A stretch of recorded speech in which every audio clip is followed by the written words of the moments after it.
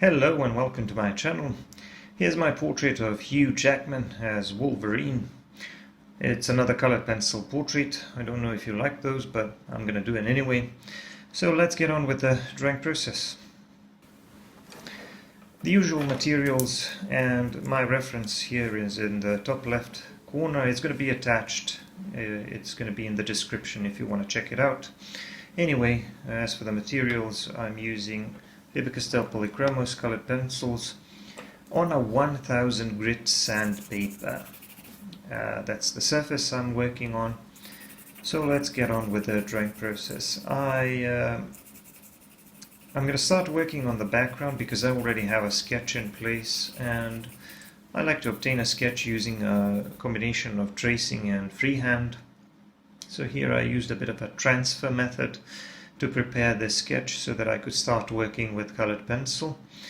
Anyway, I started with the background and I wanted to create an out of focus bokeh background with mostly green tones and a few darker ones, dark green and black colors in there. So I started with chromium, green and black colored pencil and just laid those down here and there, and I started blending with tortillon. These are just homemade tortillons. I rolled them myself and they seem to work pretty well on this surface. But it's not that simple. You need to make sure that you've laid down enough of the material in order to be able to move it around. And also you should try to avoid pressing too hard because that'll leave a little bit of the tortillon on the surface of the paper. So the reason why you can do this, the reason why you can blend with this, the reason why you can blend colored pencils with the tortillon is because this surface is different from regular paper.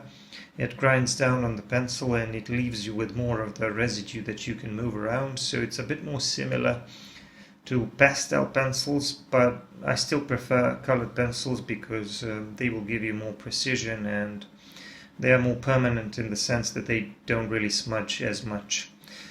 It doesn't really matter that they smudge less, but I still want to try to work from left to right and from top to bottom, being right-handed myself.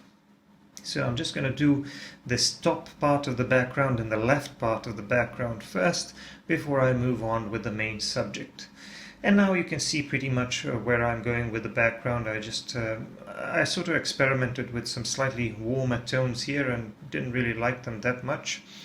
So eventually I decided to blur everything out with a brush and add some slightly cooler tones, like maybe a sky blue or something at the top, so that I can create some indications, like maybe some of the light of the sky is breaking through the foliage or the trees, whatever the background is. But I like the idea of this greenish background that is supposed to represent kind of forest setting or something. Anyway, it's a little bit different from my reference photo, but I just felt that this would go a little bit better with the colors that I plan to use on the main subject. So I'm moving on to the main subject now that I've done the part of the background that I plan to do. And I'm going to start with the hair. One of the things that I like to do first is establish some of the darker bits, darker areas, because that does two things. It helps me decide how much value I'll need in other parts of the hair and the face, but it also helps me divide the hair into smaller segments and to give it a little bit more of a shape and structure. So the hair is kind of like a dark, dull brown with some light colors at the top where the light is coming from. We're going to have some cooler and lighter colors there. But for this middle part I use mostly the black for the shadow areas, then a bit of the dark sepia and then some dark brown. I think it was a walnut brown. And then I did a bit of blending with both my tortillon and the brush. Brushes tend to work better in this case, but I like to use both. And then on top I actually used a bit of a very light warm grey I wanted to use a warmer grey for this one. I felt that it would go better with these colors that I laid down already and with the setting that I picked for the background. And I started drawing these flyaway hairs and these highlights on the top of the head and on the side of the head, basically the part of the head which is facing the light source and which is closer to the light source and is therefore going to appear lighter. And you can already see how easy it is to work from dark to light on this surface. This is something that would be very difficult, if not impossible, to pull on regular paper, but on sanded paper it's very, very easy. In fact, it's so easy and it works so well that I prefer to work from dark to light in most situations, but sometimes I go back and forth. Sometimes I put darker areas first, like I'm doing now with this side of the face here in the temple area and the part of the forehead closer to the scalp. And then I'm going to go with some lighter colors on top of that. But sometimes I just go back where I need to make certain parts of the face darker, and then I shade with the darker pencils on top of the lighter areas. So I can work both from light to dark and from dark to light. But when I do the hair, I mostly work from dark to light. It feels more natural because those hairs and segments of hair which are sticking out, they're going to be getting lighter and lighter. So it only feels natural for me to work from dark to light. Anyway, I'm already moving on to the face and I'm shading the forehead area. For this I'm going to use a couple of different colors, or several colors actually. I used Caput Morten, which is like a really dull reddish brown for the shadow areas of the forehead and the temple area. And then I used a bit of the brown, a bit of sanguine for some warmer colors. For much of the middle part of the forehead I used the cinnamon and a bit of the salmon color, which is like a pinkish color. In fact, a lot of these colors are kind of pinkish, to be honest. And then on top of that, for the lighter bits, for the lightest parts of the forehead, I used a light beige color. Because it's a lot lighter than all of the colors that I used so far. In fact, that's the color that I'm using right now. And I'm going to be applying more of it to this top part of the forehead and especially the right side of the forehead. So in terms of light source, I would say that the light source is coming more from the right side, which means that the right side of the face and naturally the right side of the forehead is going to appear a bit lighter. But because the light source is coming from above, there's going to be some shadows being cast downwards, so you can expect more shadow under the hairline, which I already did. And then more shadow under the eyebrows in the eye socket area, then some more shadow under the nose, under the upper lip, under the lower lip, under the chin and the jaw. And basically every part of the face, every object will be casting a bit of shadow down onto whatever it is, whatever is below it. Once I've established the larger relationships on the forehead, I've started going into smaller details and defining these smaller wrinkles. He has a very interesting facial expression here with kind of one eyebrow raised a little bit more. And that's one of the reasons why I picked this reference photo. Now, I don't know if you noticed, but on that lightest part of the forehead, in the top right part of the forehead, I used an even lighter color than the light beige. I used an ivory colored pencil, which is almost white. It's kind of like a warm yellowish white, because I wanted to have a slightly lighter value and slightly warmer color on those highlights of the face. So in the cooler, in the shadow sides of the face and the neck, I'm going to have somewhere I'm going to have some cooler colors, somewhere I'm going to have some warmer colors in shadows, and in the highlight area I'm going to have very light values but slightly warmer colors. So here I moved on to the right side of the hair and worked the same way, working from dark to light. But I haven't finished it quite yet. I'm going to be refining it a bit later once I finish more of the background. Now I'm moving on to the eyes. And here I need to slow down a little bit, zoom in a little bit to bring you in a bit closer. And I need to be a bit more careful because these are tiny details where I don't want to make big mistakes. I can correct these mistakes and draw over them because this surface takes many layers, but I want to be careful just to minimize the smudging and the muddying of colors. So I drew the upper edge of the eye first and the upper eyelashes, and then the edge of the iris. Small catch lights in the eye. These are a little bit more subdued, which is why I didn't use a white but a light gray for them, and the same goes for the white of the eye, where this part which is closer to the nose is a little bit darker and the part which is on the left appears a bit lighter. So the light source is the way the light source interacts with the face is a bit more complicated because there's a bit of light coming from the other side as well. So you can tell by the forehead area that the light source is in fact more on the right, but there's always a bit of reflected light coming from behind and from the other side. That's why the left edge of the ear and the hair is going to appear lighter. I did a little bit of work on the eye socket area, the transition between the eye and the nose, and of course the eyebrows, and now I'm slowly working my way down onto the left cheek and the cheekbone area. But first I did some of his sideburns and the beard, just so that I would have those darker values in place, and so that I could later shade the face and the neck more easily. So I'm mostly working from left to right.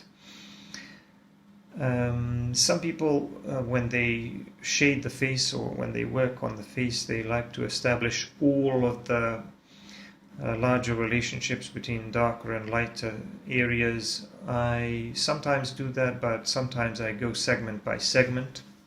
Here I first worked on the forehead area. I divided that into the shadow side and light side, and then I moved on to the eye, and then after that I moved on to this left side of the face, the cheekbone and the cheek area, where I'm going to do more or less the same thing. First I'm going to draw a little bit of these details around the eye, and then I'm going to do a bit of shading on the cheekbone area to establish the lighter parts of that part of the face, because the range of value and the values, how dark or how light something is obviously more important than the colors. The colors, if you look at your reference, you can get the colors to look similar to the reference, but honestly it's not that important. But what's more important is getting the values in place, getting the darker values in place and the lighter ones in place, so that you can explain the shape of the face to the viewer. Because if you mess up those relationships, the face won't look right, regardless of how much work you've put into the texture of the color of the texture of the face or the color of the face or the skin. So moving on to the area under the nose and above the upper lip, I already shaded the upper lip with a little bit of the dull reddish color, and now I'm shading or coloring in the area above it using the cinnamon colored pencil. I like to use this a lot for the skin tone. Maybe it's a little bit too cool, especially in combination with the background color that my sandpaper has, but I can always add some slightly warmer colors on top and modify that slightly, because this surface takes many layers. I'm finishing this part of the beard here, and just adding some smaller highlights here and there on the face and on this area above the upper lip, where I'm also going to add a bit of short facial hair, a bit of stubble on the mustache area. The beard is longer on the sides, and you also may have noticed that I did a bit of blending on the face with a tortillon.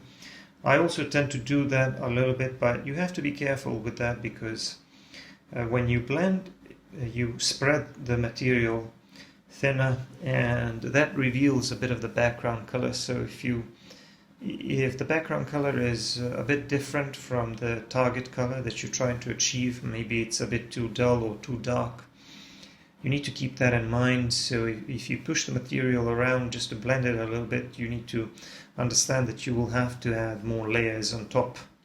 And this is what I always do.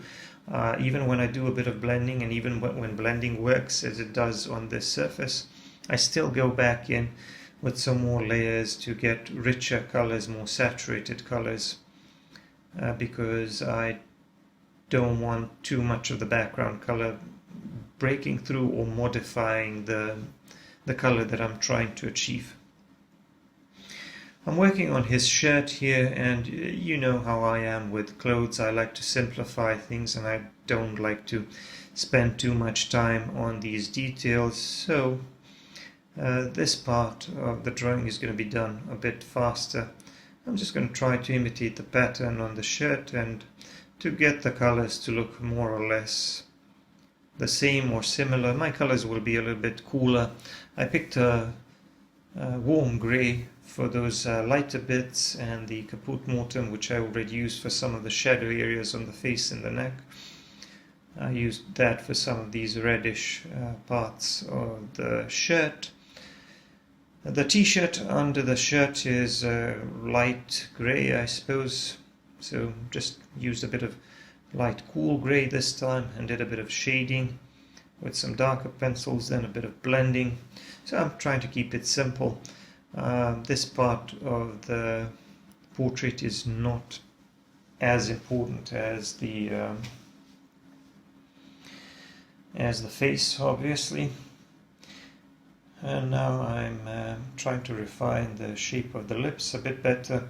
The lower lip is usually going to appear a bit lighter because both lips are kind of protruding a little bit, but the upper one is facing more down and away from the light source, which is coming from above, whereas the lower lip, or most of the lower lip, is facing up, and that's why it's going to appear a bit lighter.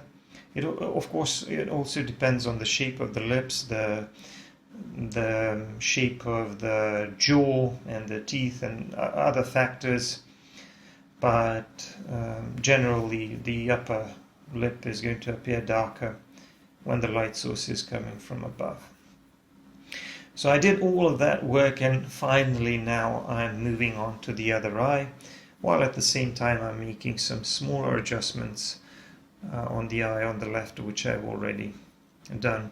This eye is going to appear a little bit different in terms of shape because of the position of the eyebrow. So his the eyebrow on the right, or his left eyebrow, is raised a little bit more, kind of like an inquisitive look, but that's going to modify the shape of the eye and the overall shape of the eyebrow and the eye socket a little bit. So first I shaded the eye socket with a little bit of the darker color, and I did the same thing on some parts of the cheek, and then I'm gonna go in with some lighter colors. I made the middle part of the nose a bit lighter, and here this part of the eye socket area is a little bit lighter because of the raised eyebrow. This part above the eye is catching more light, it's very important to define these relationships between even the smaller, lighter and darker details, because it is these fine relationships between lighter and darker details that really give the viewer the idea about the shape. So you want to have a range of value and you want to put those values in the correct place. Otherwise, you can draw the lines correctly, but if you don't shade correctly, if you don't place the values correctly, you will fail to capture the likeness of the person. Now this part of the nose here needs to be lighter so that I could explain to the viewer that the nose is protruding forward, and that the sides are a bit darker because they're further away from the light source. The tip of the nose is also going to be a bit lighter. For the most part here I'm using this light beige color, although I may use some even lighter colors here and there, but I'll get to those finishing touches a bit later.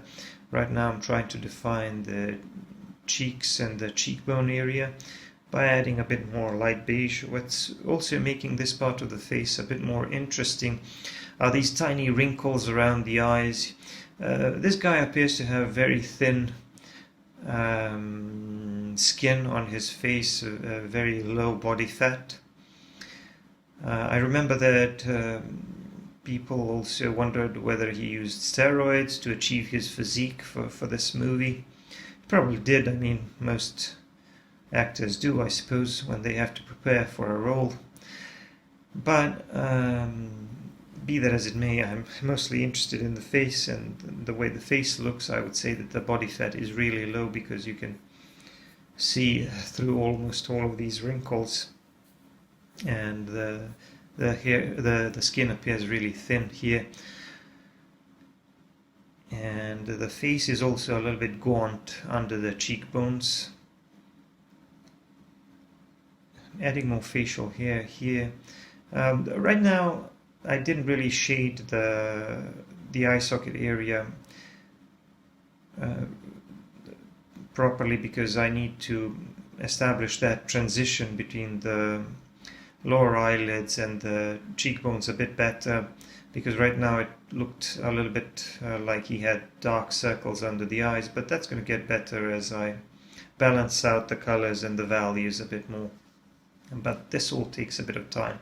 And I also made some modifications to the overall shape of the head, because the hairline and all of that hair on the sides kind of modifies the shape of the face slightly, so I have to be careful about that. I have to make the face a bit wider in certain areas, make it a bit narrower in others, because I don't want to make the head or the face appear too wide. So I did the beard on the other side now, going in with some darker colors here for the shadowy parts of the ear. I kind of skipped over I didn't skip over it, but most of it is in time lapse here for this ear here on the right, even though ears are a part of the head where you want to be a little bit more patient and pay a little bit more attention to them, because they're very complex and they can spoil the overall appearance of the portrait. But I did this a little bit faster here.